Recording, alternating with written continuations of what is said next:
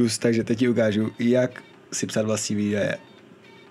To prostě musíš mít, protože když víš, kolik utrácíš, tak se potom rozhoduješ na základě racionálního prostě uvážení a ne jenom pomocí nějakých emocionálních výlivů, prostě se na to máš nebo nemáš. Vědět, kolik máš peněz, prostě kolik ti odtejká, kolik ti přitejká, absolutní game changer, jo? Mě to změnilo život.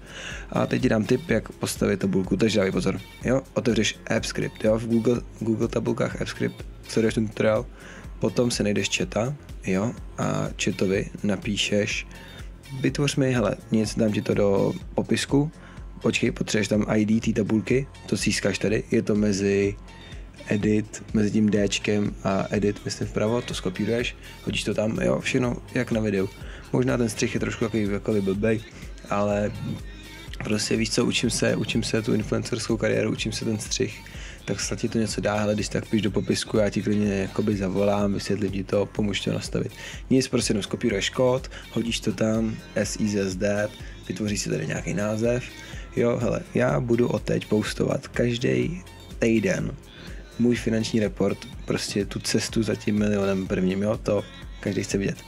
Potom dáš implementace, vytvořit webovou aplikaci, jasně dáš tam jméno, bůže nejčetovi, fakt nejvíc OP nástroj, miluju to, používám to každý den. Máš to, dej zpátky do tabulky, zase rozšíření, spustit makro, přidat funkci, jo, důležitý tlačítko, je tam, jo, křížek a pozor, napíšeš výdaj, bam, je to tam, no cut, fakt to funguje, když na to koukám na ten edit, tak to vypadá jak fake, je to pravda, čus.